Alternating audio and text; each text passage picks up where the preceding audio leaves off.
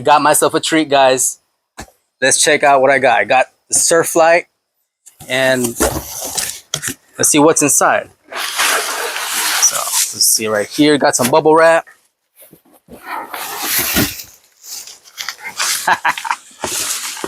Check this out. This baby looks like a spaceship.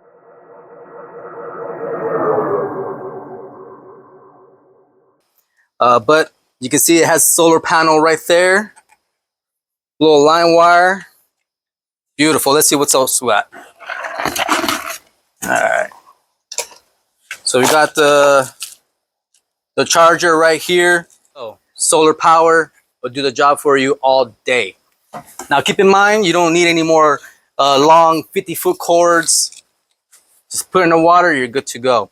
Lastly, it does come a little remote.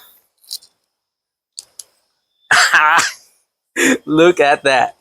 So the green lights, it's gonna get your fish every time.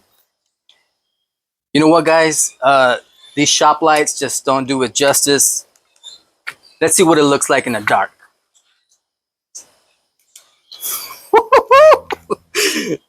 Look at that. You can't beat that. Oh, man, that is so good. You know what, guys?